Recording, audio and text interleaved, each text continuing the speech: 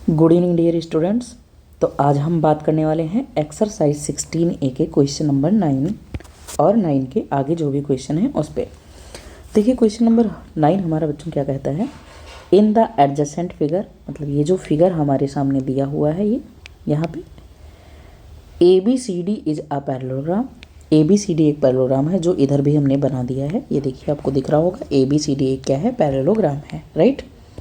और इसमें बच्चों कहा गया है कि AE और CE बाइसेक्ट करते हैं एंगल A और एंगल C को।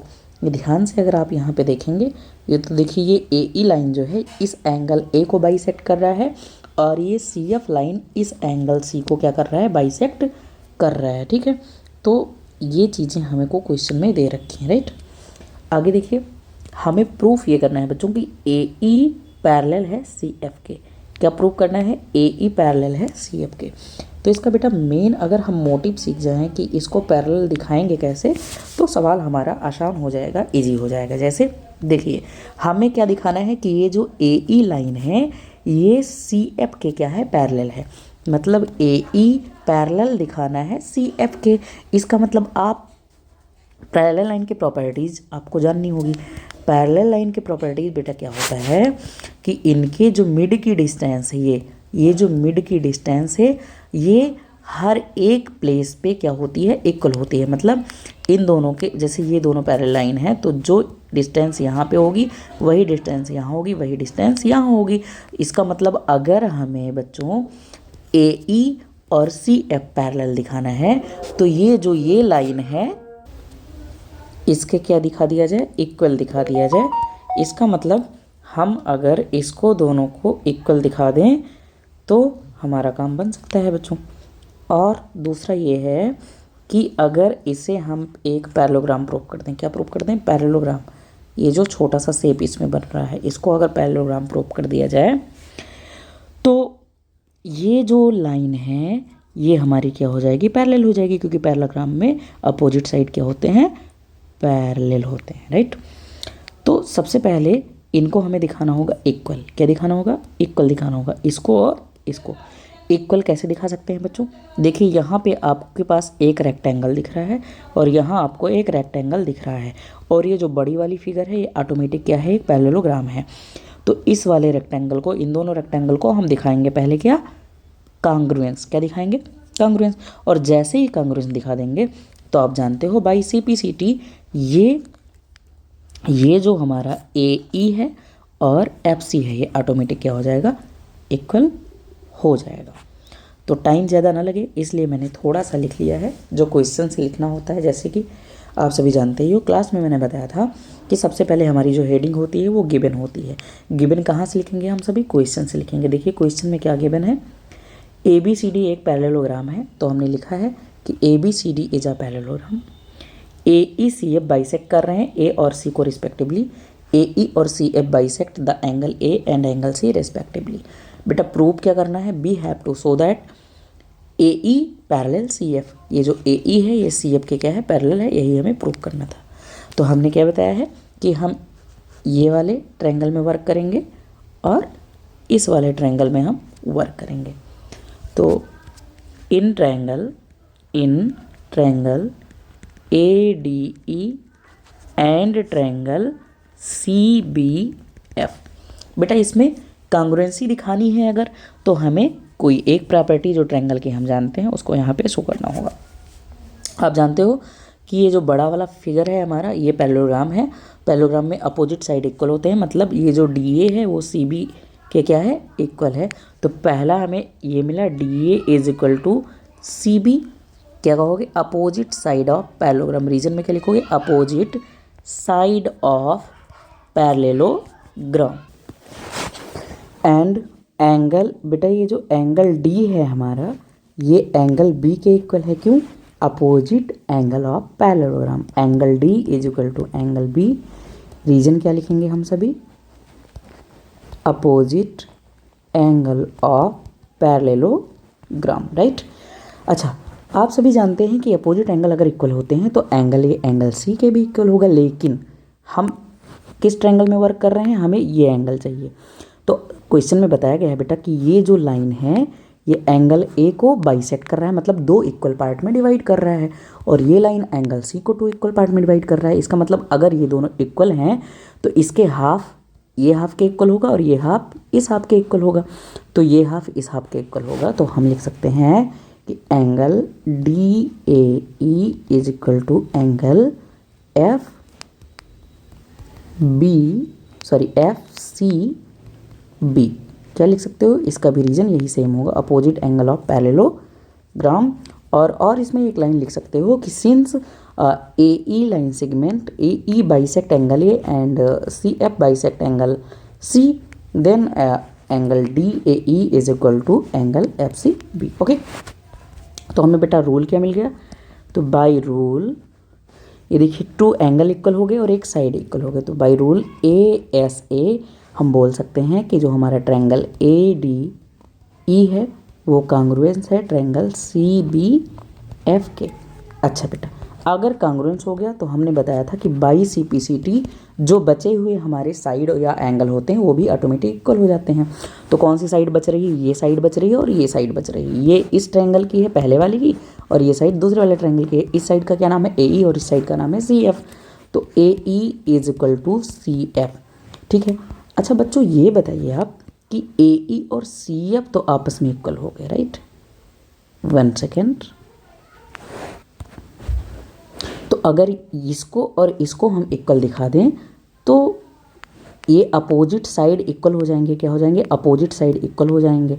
और अगर अपोजिट साइड इक्वल हो जाएंगे तो ये आपके क्या हो जाएगा, एक पैरेललोग्राम का वर्क करेगा। और अगर पैरेललोग्राम का वर्क करेगा तो ये दोनों हमारा क्या हो जाएगा, पैरेलल हो जाएगा। क्यों, क्योंकि पैरेललोग्राम में अपोजिट साइड क्या होते हैं, पैरेलल हो जाते हैं। ठीक है।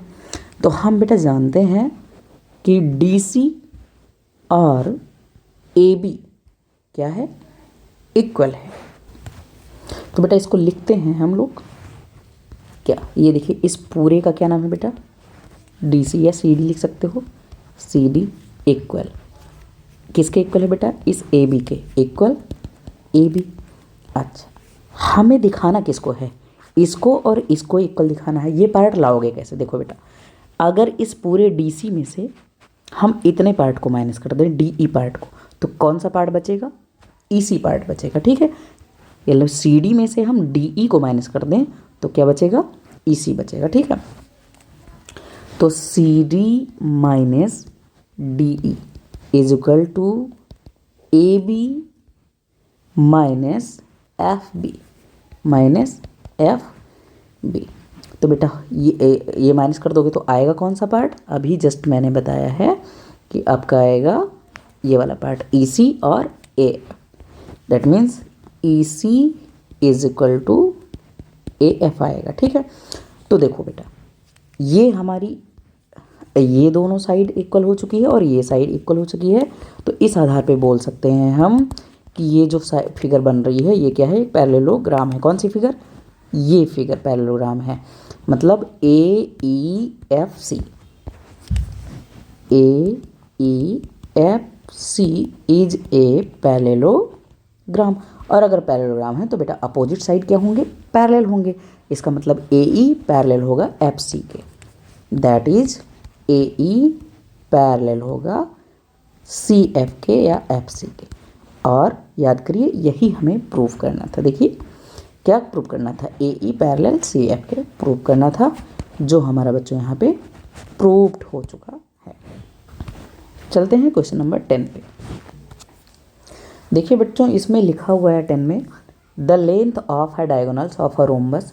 रोम्बस हमने ये देखिए सामने बना दिया है, इसके डायगोनल्स के बेटे लेंथ दिए गए हैं। ठीक है। डायगोनल्स के लेंथ मतलब कितने डायगोनल्स होते हैं, 2। तो पहले डायगोनल्स का लेंथ मान लीजिए है 16 दिया गया है, और दूसरे डायगोनल्स का लेंथ कितना दिया गया है, 12 दिया गया है। तो ये दे दिया गया है। तो find the length of each side. बेटा इसके जो साइड के लेंथ हैं इसे फाइंड करना है। जैसे मान लीजिए ये रोम्बस है, तो रोम्बस का ये वाला लेंथ फाइंड करना है, ये वाला लेंथ, ये वाला लेंथ। आपको पता है रोम्बस के ऑल साइड इक्वल होते हैं। मतलब अगर एक साइड का लेंथ 3 सेंटीमीटर है तो बाकी सभी साइडों का लेंथ 3 सेंटीमीटर होगा। इसका मतलब किसी एक साइड का अगर लेंथ पता कर लें तो सारे साइड के लेंथ आपको पता हो जाएंगे।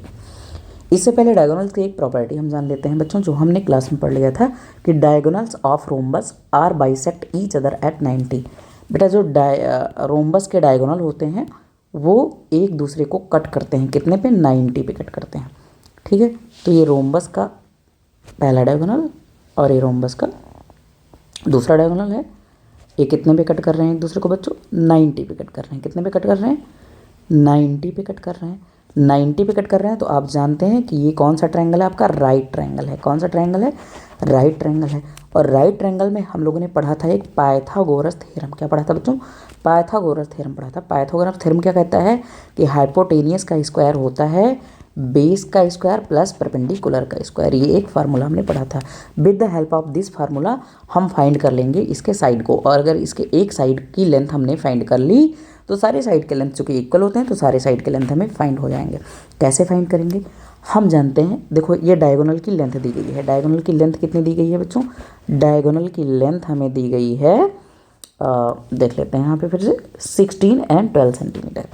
चलिए मान लेते हैं इधर वाली डायगोनल की लेंथ 16 सेंटीमीटर है, 16 सेंटीमीटर है, और इधर वाले डायगोनल की लेंथ 12 सेंटीमीटर है।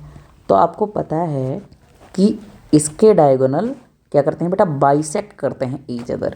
तो 16 है तो ये कितना हो जाएगा 8, और ये कितना हो जाएगा 8।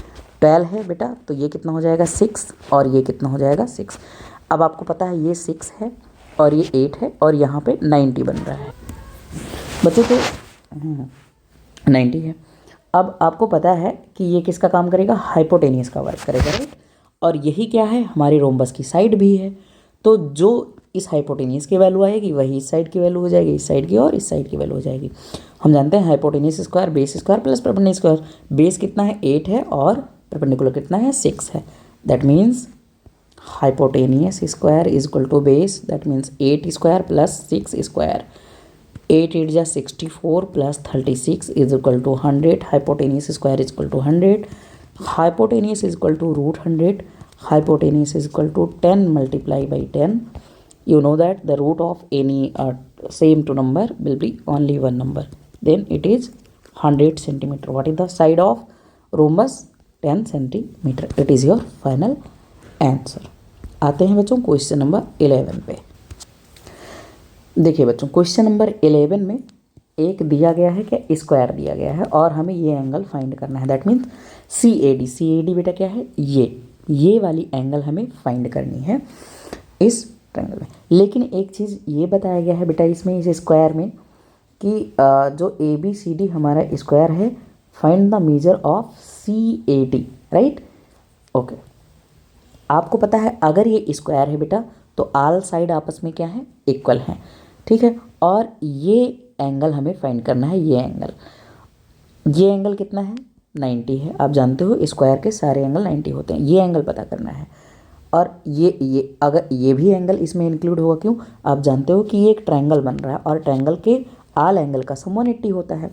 तो इसमें बेटा देखो ये साइड और ये साइड इक्वल है, मतलब ये जो ट्रायंगल बन रहा है वो कैसा ट्रायंगल है, ये पहला वाला ट्रायंगल कैसा ट्रायंगल है, आइसोसेल्स ट्रायंगल है। क्यों, क्योंकि आइसोसेल्स ट्रायंगल के दो साइड इक्वल होते हैं। और आइसोसेल्स ट्रायंगल की एक प्रॉपर्टी होती है, ये opposite angle of equal side of triangle are equal. इसका मतलब बेटा ये हुआ, ये आपके पास अगर आइसोसेल्स ट्रायंगल, मान लीजिए ये दोनों एंगल तो साइड इक्वल हैं, जैसे मान लीजिए 3 सेंटीमीटर है और ये 3 सेंटीमीटर है और ये मान लीजिए 5 सेंटीमीटर है, तो ये जो बेटा इक्वल साइड हैं इनके अपोजिट एंगल, भाई इसका अपोजिट एंगल कौन सा है, ये है, और इसका अपोजिट एंगल कौन सा है, ये है। तो इक्वल साइड के अपोजिट एंगल भी इक्वल होते हैं, मतलब ये अगर 45 है तो ये भी क्या हो जाएगा 45। तो यहाँ पे मैं वही बात आपको समझाने की कोशिश कर रहा हूँ कि ये दोनों साइड कैसे हैं, ये साइड इक्वल है, इसका मतलब इनके अपोजिट साइड ये और इसका अपोजिट साइड ये दोनों भी क्या होगा, इक्वल होगा। लेकिन हमें पता नहीं कि कितना है, तो मान लेते हैं ये x, तो ये भी क्या हो जाएगा बच्चों x, और इसी की वैल्यू हमें फाइंड करनी थी। तो हम जानते हैं कि इन तीनों का सम कितना होगा 180। That means 90 plus x is equal to 180। इसका मतलब 90 plus 2x is equal to 180। इसको और सॉल्व करोगे तो 2x is equal to 90 minus हो जाएगा 180 में से, तो 90x इज इक्वल टू 45। इसकी वैल्यू क्या आ गई 45, और इसकी भी वैल्यू बच्चों क्या आ गई 45, दोनों की वैल्यू 45। CAD क्या है, यही है, और CAD की वैल्यू क्या आ गई आपकी 45 degree. It is your answer बेटा। आते हैं क्वेश्चन नंबर 12 पे। देखिए बेटा क्वेश्चन लिखा हुआ है the side of rectangle are in the ratio 5:4। बेटा एक रेक्टेंगल है तो हमने रेक्टेंगल पहले से बना लिया है ABCD। इसके जो साइड दिए गए हैं वो 5:4 में दिए गए हैं। आपको पता है कि जो लेंथ होती है वो बड़ी होती है ब्रेथ से, तो 4 आपका ब्रेथ हो जाएगा और 5 आपका लेंथ हो जाएगा। लेकिन ये एग्जैक्ट वैल्यू क्यों नहीं है, क्योंकि ये रेशियो में दिया है तो एग्जैक्ट वैल्यू नहीं है। तो इसके साथ में हमें यक्स बेटा क्या करना होगा, लेट करना होगा। तो हम मान लेते हैं कि let side of rectangle are 5x and 4x। और पेरीमीटर बेटा दिया हुआ है 90 सेंटीमीटर। अपने मन से मैंने नहीं लिखा है, ये देखिए दिया हुआ है पेरीमीटर कितना है 90 सेंटीमीटर। तो with the help of perimeter हम इसके लेंथ और साइड फाइंड कर लेंगे। क्यों फाइंड करेंगे, क्योंकि वही फाइंड करने के लिए बोल रहा है कि find the length and side. Okay, तो पेरीमीटर का बेटा फार्मूला होता है 2L + B = 90 सेंटीमीटर। हमारा लेंथ कितना है बेटा 5x और ब्रेथ कितना है 4x = 90 सेंटीमीटर। 5 और 4 बेटा 9x और 2 बाहर है ही और 90 centimetre. Okay, 9 2 = 18, x = 90 centimetre, then x = 90/18 centimetre, then x = 5 centimetre. बेटा लेंथ हमने कितना माना था, अपना लेंथ हमने माना था 5x, इसका मतलब 5 और x की वैल्यू 5, मतलब 25 सेंटीमीटर हमारी लेंथ है। और ब्रेथ कितनी है, ब्रेथ हमारी 4x थी, दैट मीन्स 4 × 5 = 20 सेंटीमीटर हमारी ब्रेथ है। बेटा थोड़ा फास्ट चल रहा हूँ, आप स्पीड स्लो करके देख सकते हैं अगर कोई प्रॉब्लम हो। ठीक है, अब आता है 13। तो 13 हम आपको इस बुक में ही बता देते हैं, 13 और 14।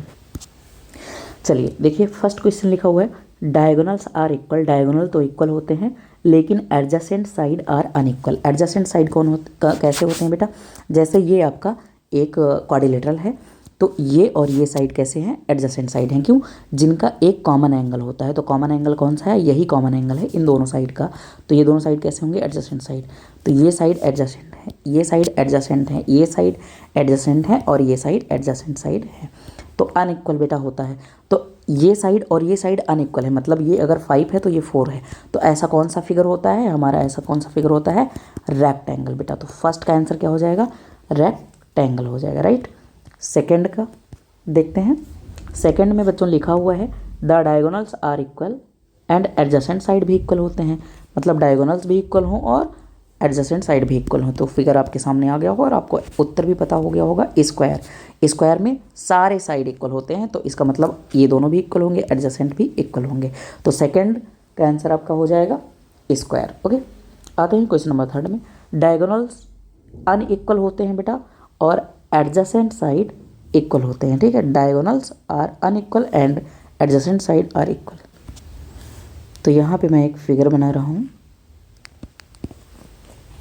और ऐसा क्वेश्चन हमने ऊपर बेटा एक पढ़ा था। ये इसके डायगोनल्स हैं बेटा, ये डायगोनल्स याद करिए। ये क्वेश्चन आपका लिखा हुआ है, ये देखिए, ये रोम्बस है, इसका एक डायगोनल 16 है और एक डायगोनल 12 है। मतलब डायगोनल तो हमारे अनइक्वल हो गए, रोम्बस के डायगोनल अनइक्वल होते हैं लेकिन सभी साइड क्या होते हैं बेटा, सेम होते हैं। तो वही चीज़ यहाँ पे लिखा है कि साइड आर इक्वल लेकिन डायगोनल अनइक्वल। तो इसका आंसर क्या हो जाएगा, rhombus. Third answer rhombus. Fourth देखते हैं, all the side are equal and one angle is 60। बेटा ऑल साइड आर इक्वल होते हैं एंड वन एंगल 60 होते हैं। तो इसका भी आंसर आपका क्या हो जाएगा, रोम्बस। ठीक है, जो कि प्रॉपर्टीज बताते समय हमने बताया था। तो fourth answer is also your rhombus. Okay, all side are equal and one angle is 90। All side equal और वन क्या, सभी एंगल 90 होते हैं। तो इसका आंसर आपका क्या हो जाएगा, स्क्वायर।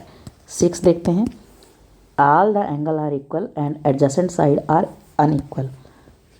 ठीक है, एडजेसेंट साइड अनइक्वल मतलब रेक्टेंगल हो गया और ऑल एंगल इक्वल मतलब 90 होते हैं। तो इसका आंसर क्या हो जाएगा, रेक्टेंगल। देखिए बेटा, क्वेश्चन नंबर 14 का फर्स्ट है कि डायगोनल्स जो होते हैं पैरेललोग्राम के वो इक्वल होते हैं। बेटा तो ये ज़रूरी नहीं है, इसलिए फॉल्स है। क्यों, क्योंकि अभी हमने देखा कि रोम्बस, रोम्बस हमारा क्या है, एक पैरेललोग्राम है बेटा, क्या है, पैरेललोग्राम है, लेकिन इसके डायगोनल कोई ज़रूरी नहीं है कि इक्वल हो। ये आपका रोम्बस है और इसके डायगोनल अनइक्वल होते हैं, जबकि इसने बोला है कि डायगोनल्स इक्वल होते हैं। तो हमेशा इक्वल नहीं होते हैं, इसलिए पहला आपका क्या हो गया, false. The diagonals of rectangle are perpendicular to each other. बेटा ये भी फॉल्स है, परपेंडिकुलर ईच अदर नहीं होते हैं डायगोनल के। ठीक है, सॉरी रेक्टेंगल के डायगोनल परपेंडिकुलर नहीं होते हैं, बल्कि रेक्टेंगल के एंगल सभी परपेंडिकुलर, दैट मीन्स 90 एंगल के होते हैं। The diagonals of rhombus are equal, बेटा रोम्बस के डायगोनल तो इक्वल होते ही नहीं है, इसलिए ये भी फॉल्स है, इसको हमने काफ़ी अच्छे से पढ़ लिया है। Every rhombus is a kite, नहीं every rhombus is a kite नहीं होता है, क्यों बेटा, काइट आपका कुछ इस शेप का होता है, इसका एडजेसेंट साइड इक्वल होता है, ठीक है, लेकिन अपोजिट साइड अनइक्वल होता है, राइट। लेकिन आपका जो रोम्बस होता है उसमें ऑल साइड इक्वल होती है, इसलिए ये भी आपका क्या है, फॉल्स है। 5 every rectangle is a square, every rectangle square नहीं हो सकता, लेकिन every square is a rectangle है, इसलिए ये भी क्या है, फॉल्स है, okay. Every square is a parallelogram, बिल्कुल स्क्वायर तो पैरेललोग्राम होता ही है, तो ये आपका क्या हो जाएगा, ट्रू हो जाएगा। Every square is a rhombus, ये भी बेटा आपका ट्रू है, रोम्बस बिल्कुल होगा क्योंकि दोनों के साइड इक्वल होते हैं, right. Every rectangle is a parallelogram, it is also true, rectangle हमारा पैरेललोग्राम होता है। Every parallelogram is a rectangle, it is not true, because square भी और रोम्बस भी ये सभी के सब पैरेललोग्राम होते हैं, इसलिए ये फॉल्स हो जाएगा आपका। Every rhombus is a parallelogram, बिल्कुल एग्जैक्टली रोम्बस तो हमारा पैरेललोग्राम होता है, इसलिए हमारा क्या हो जाएगा बच्चों, ट्रू हो जाएगा। और इसी के साथ में आपका ये एक्सरसाइज होता है फिनिश। तो ऐसे ही हम पढ़ेंगे अगला एक्सरसाइज। अगर कोई डाउट होता है तो कमेंट सेक्शन में आप मुझसे बोल सकते हैं। Thank you dear students.